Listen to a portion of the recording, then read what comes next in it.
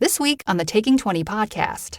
You don't have to have a theater background or have taken an improv class or have a podcast, a funny voice. You don't have to dress the part or anything else. Want to immerse yourself and get into character? Make the choice to do so and do it.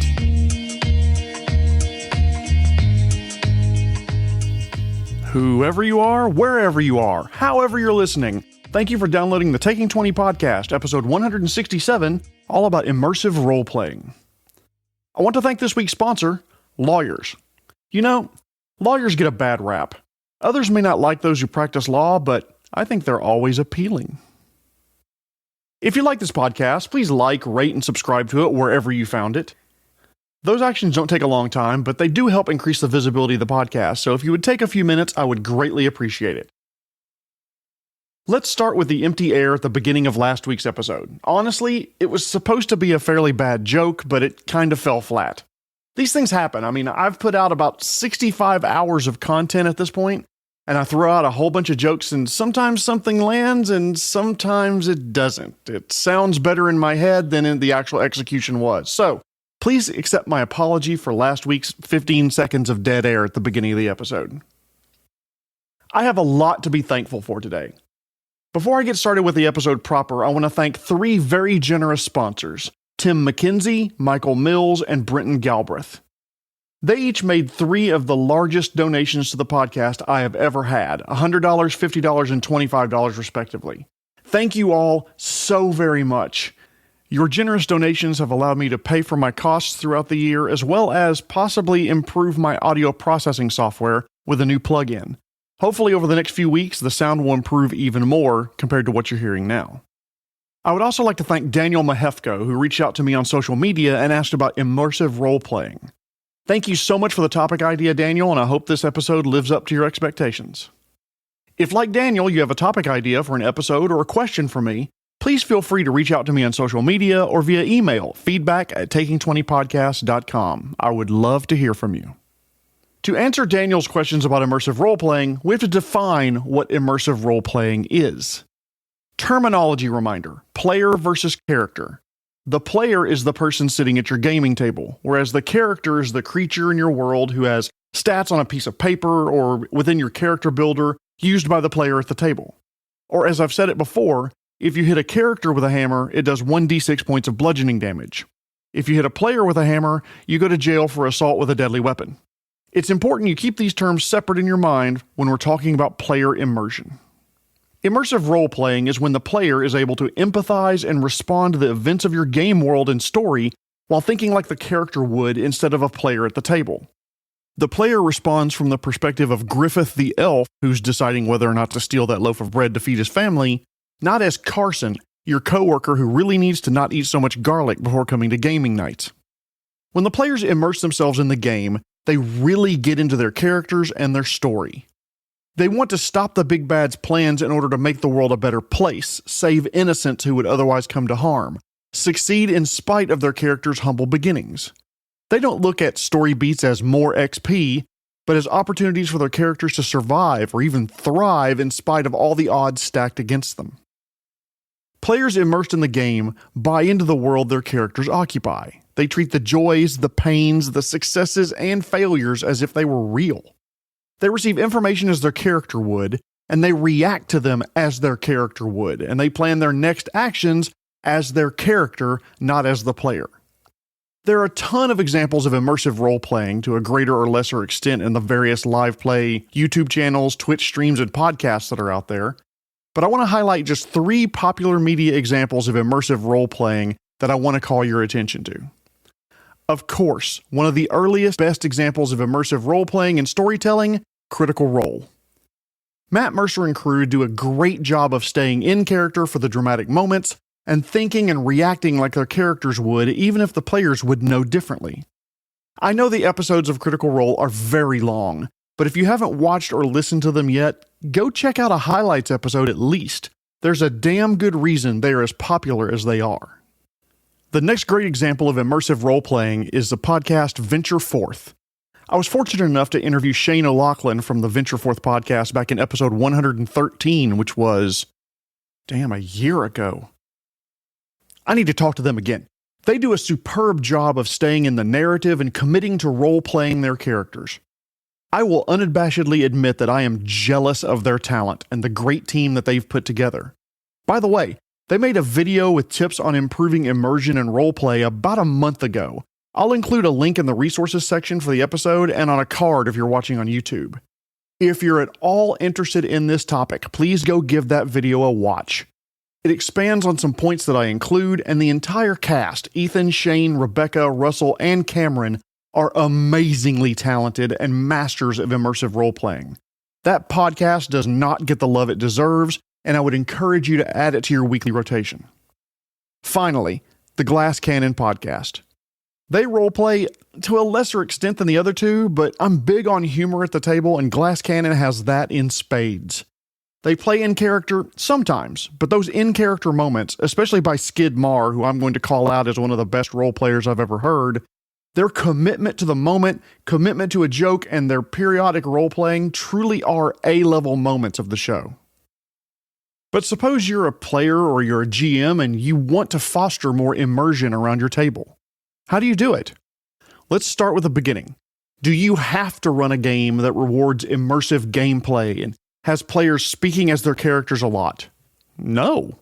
Hell no. I've played in a few role-play heavy campaigns, and they are fun, but they're definitely not for everybody.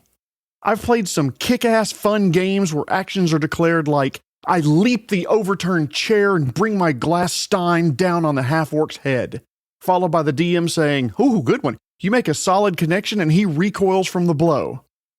But I've also played games that sound like, I roll to hit the half-orc with my stein as an improvised weapon. 21. That's a hit. Okay, roll me d6 plus your strength mod for damage. 5 points of damage. Bill B, it's your turn. Truth be told, I've played in more games that sound like the latter than the former, with role-playing only coming out every now and then. If you're not concerned about sprinkling in more immersive role-playing and want to stay out of character at your table, go with the gods, my friends. No judgment here. Play the game that you enjoy and run the game that you want to run. But if you do want to sprinkle just a little roleplay in your game, what skills do you need? Honestly, just a willingness to do so. You don't have to have a theater background or have taken an improv class or have a podcast, a funny voice. You don't have to dress the part or anything else. Want to immerse yourself and get into character? Make the choice to do so and do it. That's all you really need. Can the other things help? Sure. Improvisation helps in the moment.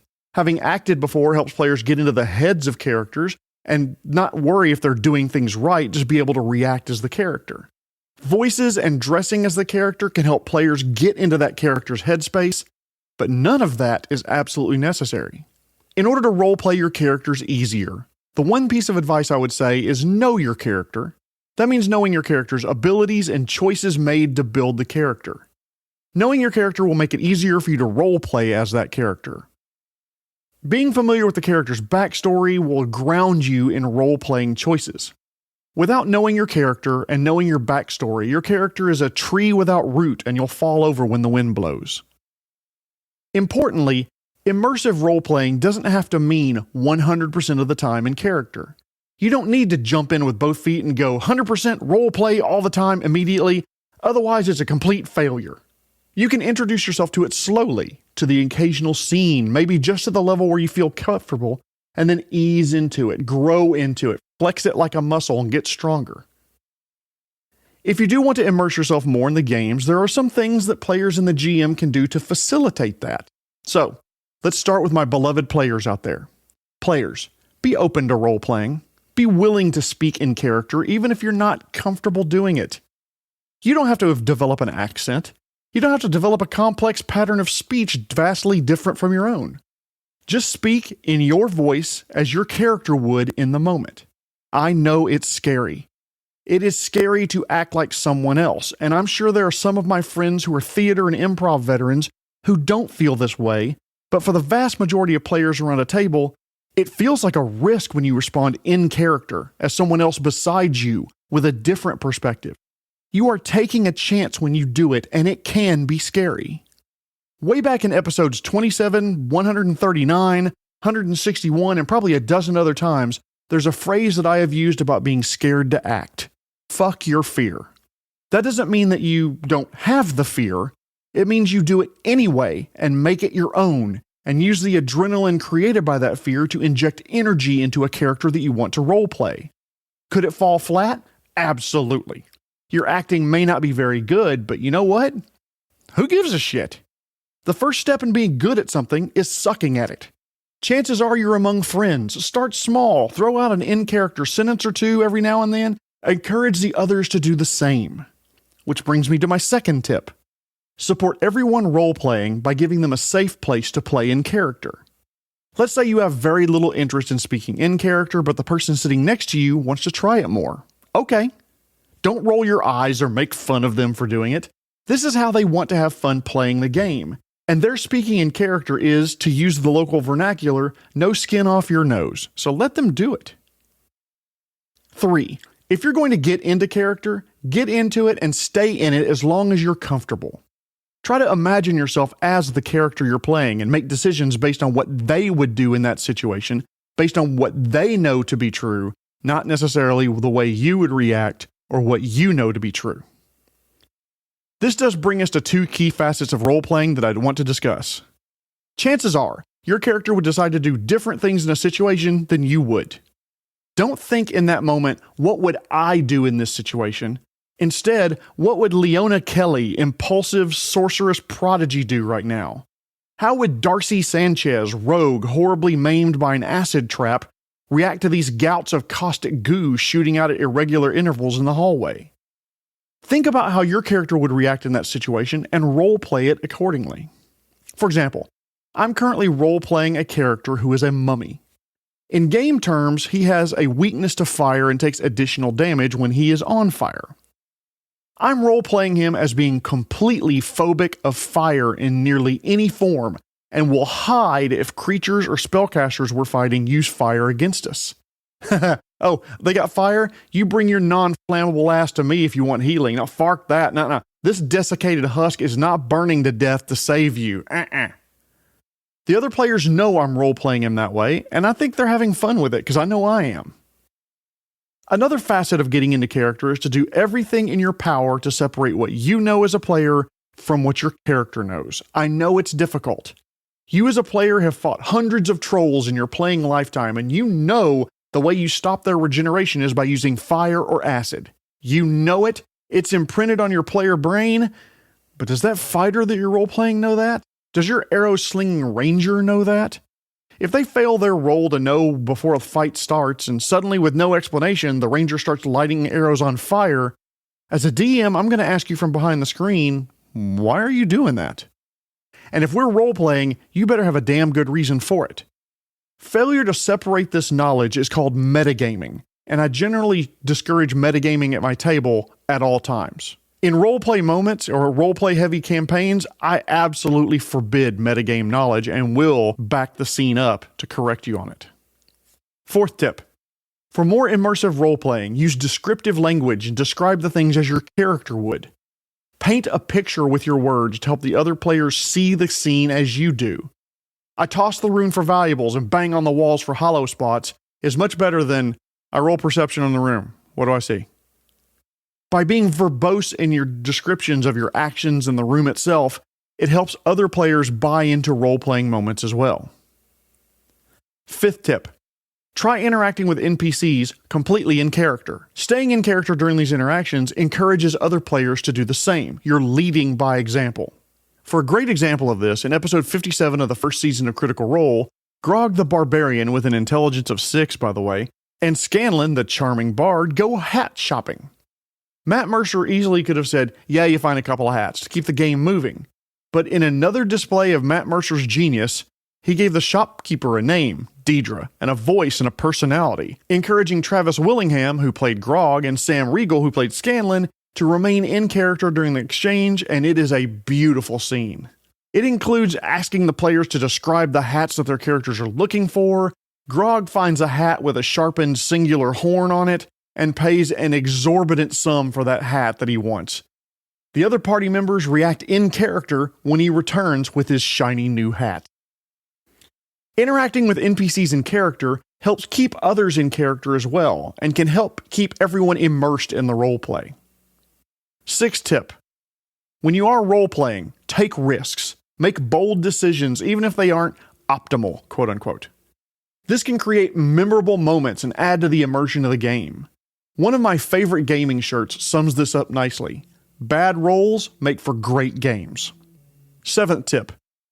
Pay attention to detail. The details of the game world and details of the actions of your fellow players will help you react in a more immersive and realistic way. Eighth tip. Keep player interactions separate from character interactions. Don't tell us what your character is feeling in the third person. Tell us in the first person. I really miss Scruffles the cat. Goes a lot further in role-playing than, Michaela feels sad that her bounded animal has died. Now, DMs, you've got a lot of work to do too if you really want to encourage role-playing. Talk to your players about role-playing. God, the way that's phrased, it sounds like a medical advertisement or a public service announcement ad. Do you or someone you know sometimes talk in a strange voice? Toss polyhedral plastic and metal pieces on the table and cuss at them for coming up with the wrong number? Role-playing may be right for you. Talk to your doctor about role-playing. Sorry, I went somewhere there. DMs, if you want to encourage role-playing, 1, ask your players if that would be something that they would enjoy. The last thing you want to do is drag players into a role-play heavy game when they just wanted to roll dice, eat pizza, and make bad jokes. If they're interested, mention that's what you'd like and that you're going to encourage role-playing in the future, but only to the level that they're comfortable. 2, DMs, you yourself have to buy into role-playing as well. It's time to drag out voices for that notable NPC. Change your posture, your mannerisms, your face. See what kind of character emerges with your chin up or right shoulder hanging useless by your side, or talking like you have gravel in your throat. It doesn't have to be every NPC, but the ones that might come back often, flex those role-playing muscles a bit, even if they're not defined that well yet. 3, encourage and praise your players who role-play, even if it's just for a short time. Reward the actions and attitude that you want to see around your table. 4, when describing a scene, remember the characters have at least 5 senses. Speak to more than just one of them to paint a vivid picture of the game world. There's a world of roleplay difference between you open the mausoleum door and it takes some effort, but the cold mausoleum door swings open to the sound of stone scraping on stone, and a wave of mold and rot assaults your nostrils. The second will do a better job of encouraging buy-in from the players and make it easier for them to immerse themselves in the moment. 5, last tip for DMs. Use props. There are a lot of different ones that you can use. Maps, miniatures, music and sound effects. Setting the sound right in a scene can really help your players get into the moment, to immerse themselves in your world. It helps bring the game world to life, no matter what kind of props that you use. If you have a very special sword that you want to lay out on the table and say, this is Lightbringer, the sword that you just found in the Dragon Horde. Watch the players light up as they buy into the world, and they now have a visual reference for what Lightbringer looks like. I'm huge on music and props to help set the mood. If you have the time ahead of time, create playlists for I've got ones for big battles and scary dungeons and jovial taverns and wandering in the forest. Play them at a low level in the background, and I bet you'd be surprised how easily players buy into the game world and maybe, just maybe, start role-playing their characters just a little more. Tables don't have to role-play at all to have a good time. Sure, Dungeons & Dragons, Pathfinder, Blades in the Dark are called role-playing games, but playing the role of your character is not required. A lot of DMs and players aren't comfortable with it. But if you do want to try it, if you do want to introduce a little role-playing to your table, be open to role-playing for yourself and others. Be supportive and forgiving of the role-playing performance by yourself and the people around the table. Start slowly and in small doses, maybe interacting with NPCs or between characters and in-character vignettes. Base your roleplay on the character's capabilities, personality, and backstory, and maybe use a range of sound or props when needed to set the mood, and I bet you, your players, and your DMs will have fun doing it. Thank you again, Daniel, for the topic idea. Getting into role-playing really is a marathon, not a sprint, and hopefully this gave you some ideas on how to increase immersion in your game. If you do like the podcast, please consider liking, rating, and reviewing it wherever you found it. Tune in next week, by the way, when I'm going to talk about a topic suggested by Tim, again, one of the generous donors recently to the podcast. I'm going to go back to the monster series, which I have left idle for too long, and I'm going to talk about one of my favorite creatures, hags. Before I go, though, I want to thank our sponsor, Lawyers. Lawyers tend not to buy beer by the keg. They generally prefer cases. This has been episode 167, all about immersive role-playing. My name is Jeremy Shelley, and I hope that your next game is your best game. The Taking 20 podcast is a Publishing Cube media production. Copyright 2023. References to game system content are copyright their respective publishers.